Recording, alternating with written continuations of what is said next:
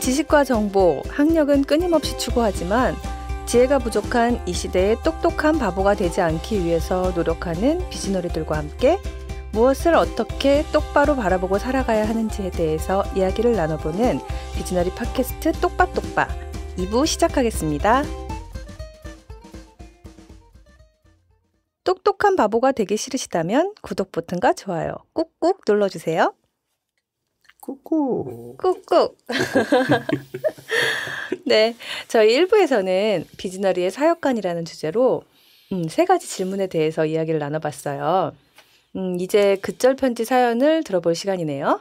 유빈님, 회차가 거듭될수록 글절 편지 사연도 많아지고 깊어지고 그렇게 하고 있어요. 진지해지고 있습니다. 그죠? 굉장히. 오늘 글절 편지도 상당히 수준 깊은가요? 높은, 수준 높은, 깊은 그런 질문인 것 같습니다. 네, 소개해 주세요.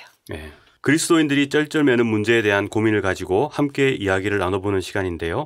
다양한 고민 사연을 팟빵 게시판이나 이메일, 카카오 플러스 친구로 보내주시면 함께 이야기 나눠보도록 하겠습니다. 지금 겉절 편지 사연 이벤트 중이시죠? 네, 그렇죠. 겉절 편지 사연으로 선정되신 분께는 선물도 준비되어 있다고 하니 많은 참여 부탁드립니다. 네, 많은 참여 부탁드릴게요. 그럼 오늘 사연 들어보시죠. 네.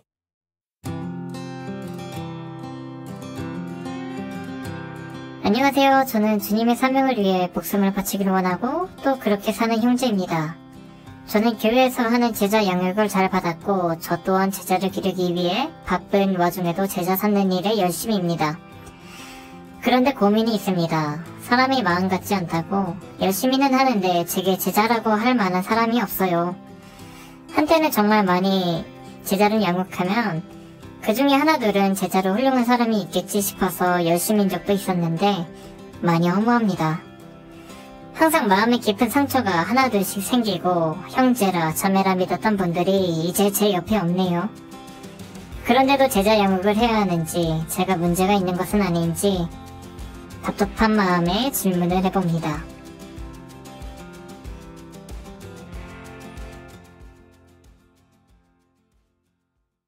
네, 글절 편지 사연 들어봤는데요. 주님의 사명을 위해서 목숨을 바치길 원하시는 형제님이세요. 제자 양육을 잘 받으셨고 또 제자 삼는 일에 열심이신 분이신데 근데 제자라고 할 만한 사람이 없다고 하시네요. 많이 허무하시다고 하셨는데 그런데도 제자 양육을 해야 하는지 질문하셨어요. 어떻게 생각하세요? 말씀해 주세요, 신비님. 왜 제가 이야기해야 되죠? 유빈님 말씀해 주세요. 저도 궁금합니다. 근데 저는 이 형제가 네. 자기를 소개하면서 주님의 사명을 위해 목숨을 바치길 원하고 또 그렇게 사는 형제라고 자기 스스로 이렇게 소개하는 것 자체가 자기에 대해 좀 착각하고 있는 게 아닌가 하는 일단 뭐냐면 미안한데요, 형제님. 질문해 주는 형제님. 그런데 좀 더 자기에 대해서 좀 냉정하게 냉철하게 자기를 바라볼 수 있으면 좋겠다는 생각이 들어요. 네. 근데 제자 양육, 제자를 만드는 것 이런 얘기를 했는데 제자가 공장에서 찍어낼 수 있는 게 아니라고 강의에서도 이야기했잖아요. 그죠? 그 뭐 제가 생각할 때 우리 형제님이 자기를 소개하는 걸로 봐서 있잖아요. 치열하게 사는 길은 알겠지만 매력적일까? 이런 질문이 좀 들었어요. 근데 사람들은요. 뭘 배우고 뭘 듣고보다 더 중요한 게 뭐냐면 본을 보는 게 중요하거든요. 네? 본을 보는 것. 그렇죠. 네. 내가 그리스도를 본받는 것처럼 너희도 나를 본받는 자가 되라고 사도 바울이 이야기했잖아요. 그죠? 네. 뭘 많이 가르치는 것보다 중요한 것은 본된 삶이 결국 뭐냐 그런 본을 불러일으키는 거죠. 그죠? 그렇죠. 이제 그런 점에 있어서 우리 시대의 교육의 가장 큰 병리는 정답을 말할 수 있으면 알았다고 생각하지만 정답과 자기의 사는 삶 사이에 어떤 연관성이 있느냐를 묻지 않잖아요. 네. 정답을 책에 답안지에 적거나 말하면 되는 거지.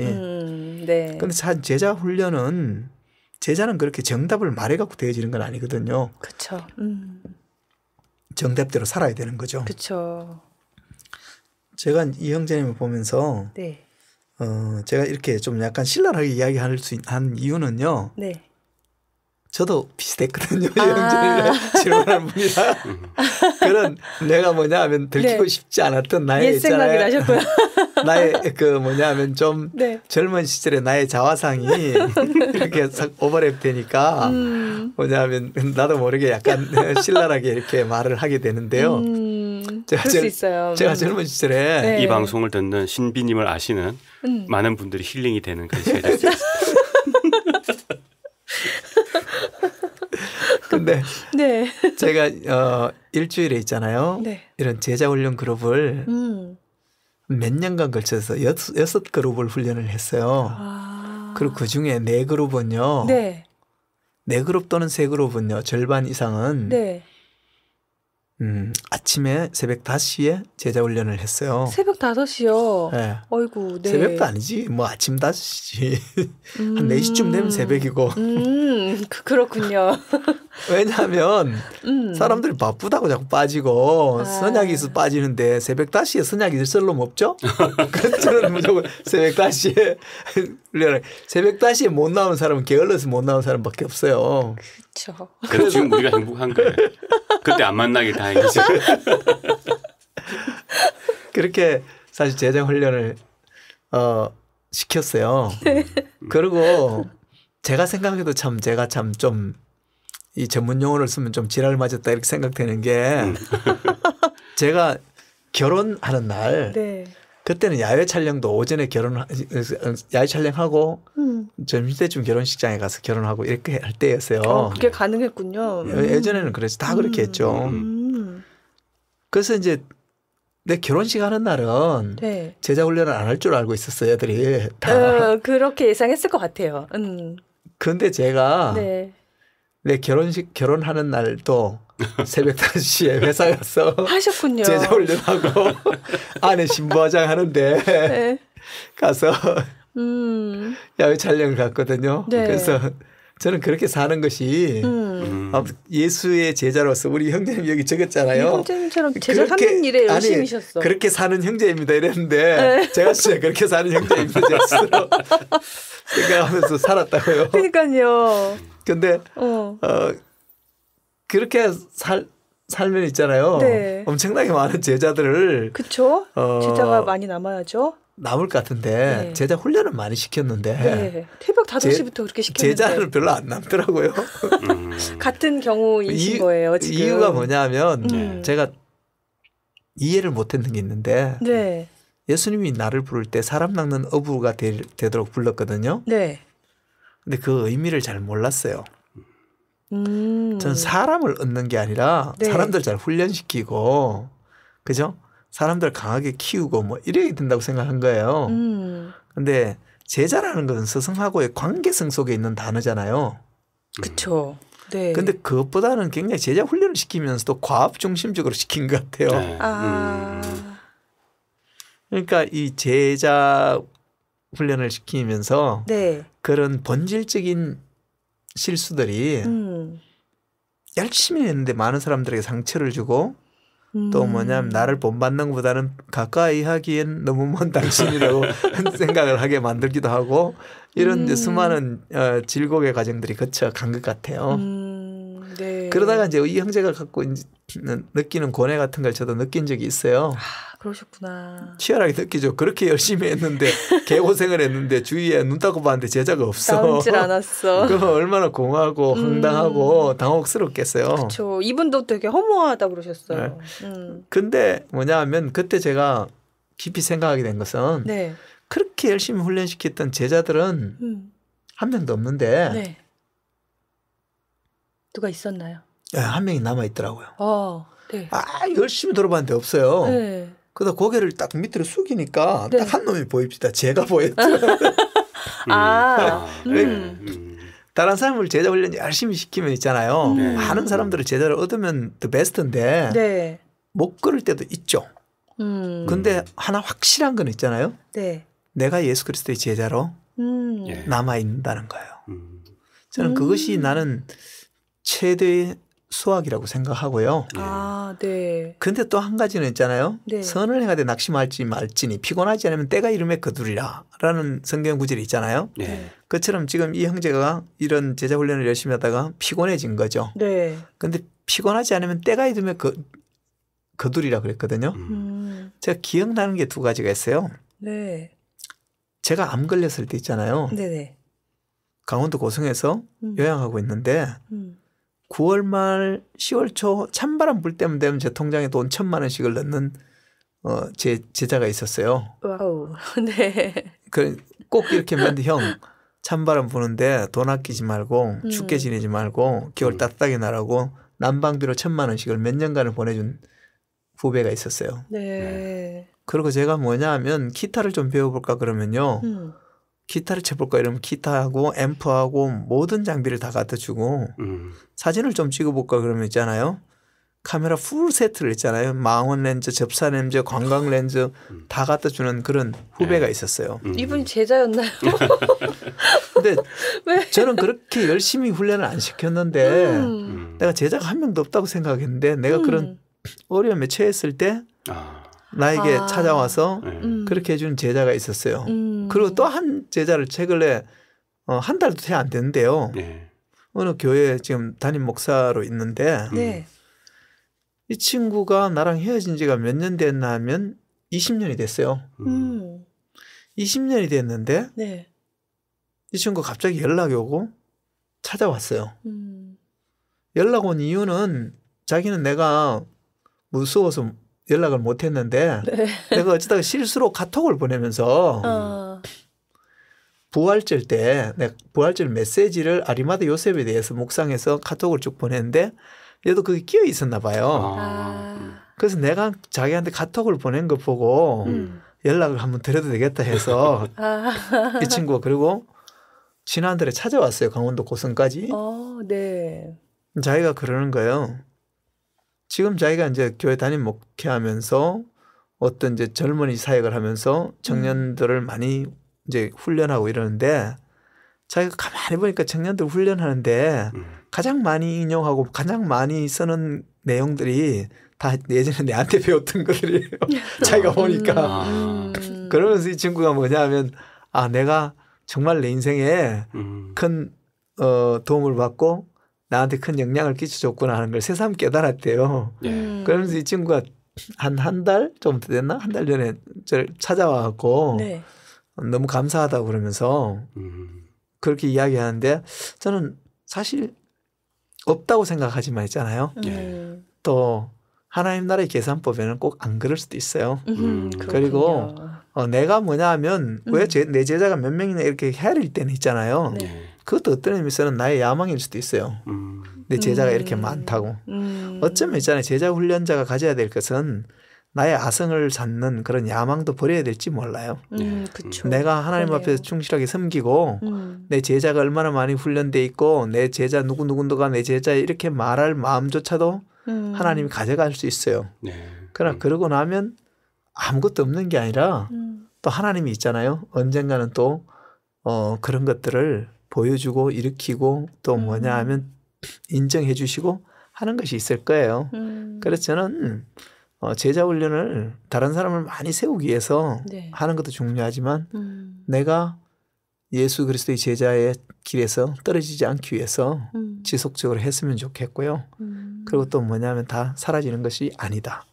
그러나 너무 내 업적을 헤아리려고도 하지 않는 것이 저는 좋지 않나 이런 생각을 해봅니다. 이 형제님 질문을 보면서. 그러네요. 괜히 헤아리려고 하다 보면 막 허무해지고 막 그러겠어요. 네. 자기 증명의 욕구 때문에 헤아리는 거 아니겠어요? 어떤 경우에는. 그냥 진짜. 내가 뭐냐 하면 일한 다음에 나는 무익한 종이라고 이야기하는 그 겸비함이 네. 차라리 나를 자유롭게 하고 아까 봤던 우리 세례요한이 했던 것처럼 나는 외치는 자의 소리로다. 그리고 뭐냐 저는 흥하여야 되고 나는 쉬어야 하리라. 그들 안에서 예수만 흥하고 나는 쉬어야만 된다고 생각하는 사람이 내 제자가 몇 명일지 헤아리고 있겠어요? 그렇죠. 그럴 필요가 없잖아. 그죠? 그런 자기 인식을 가지면 이런 뭐냐 하면 사역에 대한 허무, 좌절, 낭망으로부터 보호를 받을 수 있다고 생각하고 그런 점에서 너희는 너희 자신을 누구라고 하느냐 하는 그 질문 앞에서 좀 더 온전하게 내 자신을 세우는 것 그것이 뭐냐 하면 좌절의 이 위기를 벗어나고 이런 어려움으로부터 자 스스로를 보호하는 길이 되지 않을까 이렇게 생각합니다. 네. 하나님이 시키신 일을 함에 있어서 어떤 결과가 났느냐를 너무 바라보지 않는 게 되게 중요하다는 생각을 제가 요즘 많이 하고 있는데 제자를 양육함에 있어서도 마찬가지라는 생각이 드네요. 유희님은 제자 훈련 많이 받아보셨어요? 네. 저도 한때 보통 이런 교육 받을 때 뭐 이렇게 1차 소명, 2차 소명 이렇게 얘기할 때 이렇게 이야기하시는 분은 그런 뜻이 아닌데 내가 들을 때는 어떻게 들었냐면은 그렇지. 내가 좀 쓸모가 있지. 쓸모가 있어서 부르셨지. 그러면서 그렇게 들으셨구나. 전혀 굉장히 큰 착각이죠. 그러면서 내가 뭔가를 해야 돼. 근데 이제 좀 알 것 같아요. 아무짝에 쓸모없는 인간이라고 하는 것을. 아이고. 또 그렇게까지. 그리고 또 한 가지는 있잖아요. 제자 훈련을 시킨 사람이 제가 우리 유빈님 보고 유빈님 내 제자다 이렇게 말 안 하거든요. 안 하시는구나. 내가 양비 보고도 양비 내 제자다 이렇게 말 안 해요.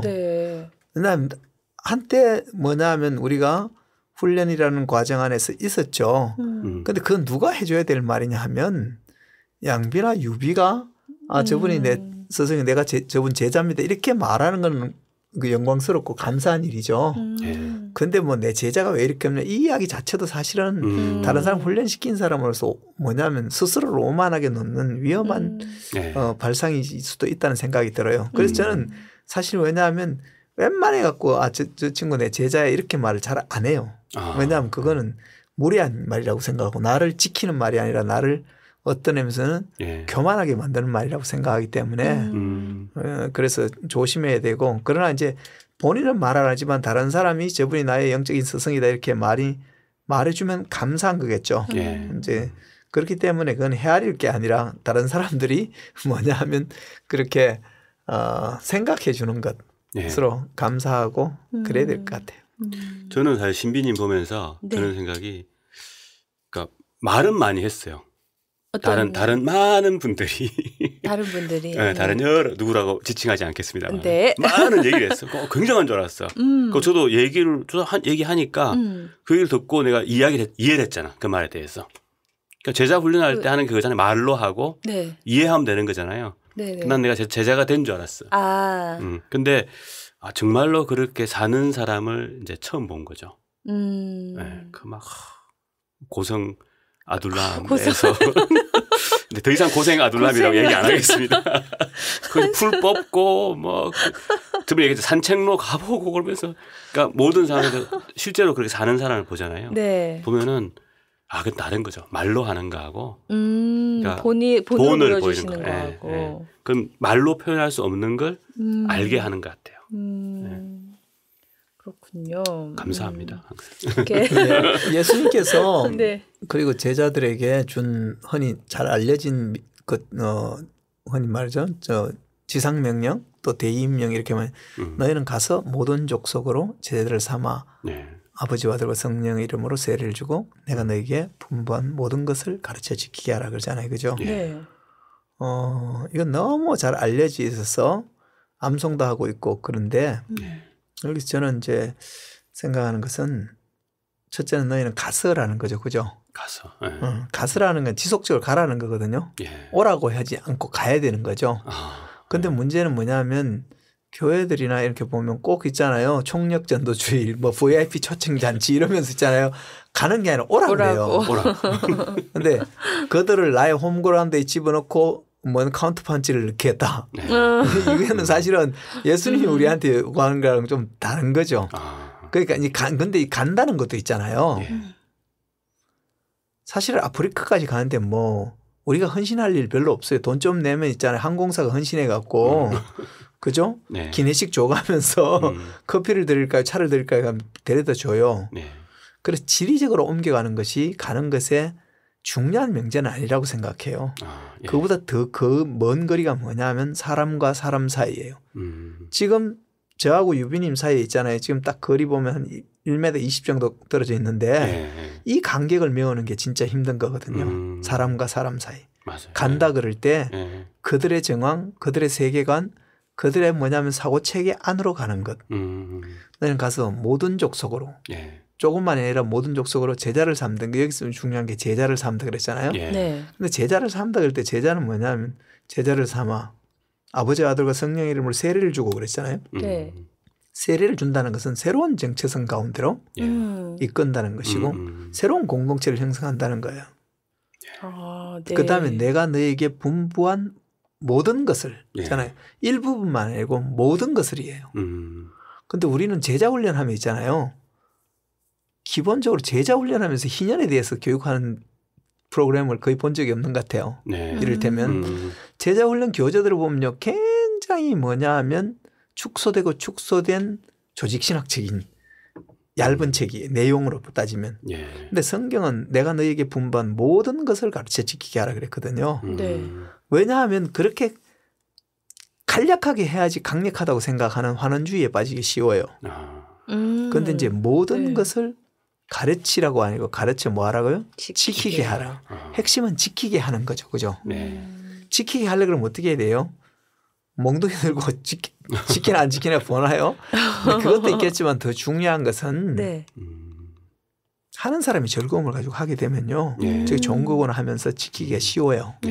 자기는 안 하면서 하라 그러면 보는 데서만 하지 잘 안 하죠. 그렇죠. 그래서 뭐냐 하면 제자 훈련을 시킨 사람 자신이 이것을 특권적으로 축복으로 하고 솔선수범하고 하는 것이 저는 중요한 거고 제자 훈련 교재들 보면 대부분 너무 아주 명료하면서도 간단하고 또는 정말 뭐냐 하면 내용이 부분적이에요. 근데 예수님이 말하는 건 모든 것을 가르쳐 지키게 하라. 그래서 뭐냐면 좀 더 풍성하고 총체적인 이런 라이프 포메이션 그리스도인으로서 예수 그리스도의 제자로서 세워져 가는 것. 이제 그런 것들을 좀 꿈꾸는 것이 필요하지 않을까 이런 생각을 해봐요. 네. 그래서 우리 지금 형제님이 이런 좀 더 포괄적인 생각을 가지고 본인이 하고 있는 이 제자 훈련에 대해서 좀 생각하면 자신이 스스로 평가하는 것에 대해서 좀 더 여유를 가질 수 있을 것 같고 자신한테도 좀 관대할 수 있을 것 같고 또 한 가지 야망으로부터도 자기 보호를 받을 수 있지 않을까 이렇게 생각합니다. 형제님 힘내세요. 파이팅. 힘내세요. 파이팅. 제자가 얼마나 있느냐 이런 숫자는 중요한 게 아니었습니다. 네, 오늘 그절편지 사연으로 똑똑한 바보가 되지 않을 방법 함께 이야기하는 시간을 가져봤는데요. 저는 말씀을 들으면서 제자를 훈련시키는 그 과정 또한 나 스스로가 제자가 되어가기 위해 훈련되는 과정이라는 생각을 하게 됐어요. 정말 본을 보일 수 있는 그런 삶을 살 수 있다면 정말 좋을 것 같다는 생각이 드네요. 유빈님은 어떠세요? 우리 이런 청년들을 위해서 기존의 제자 도 훈련 이런 거하고는 차원이 다른 뭔가를 합니다. 뭔가를 하시는군요. 뭔가를 합니다. 궁금하시죠? 네. 알려드릴까? 비즈너리 무브먼트 액트 2019. 액트 2019. 네. 이게 어떤 건가요? 비즈너리 운동으로 2019년에 사도행전을 우리가 만들어가자. 우리가 제자로서 쫙 가는 거죠. 자, 언제냐? 2019년 8월 31일 토요일입니다. 10시부터 5시까지. 장소. 네네. 어딘가요? 목동. 목도 좋은 목동 제1교회.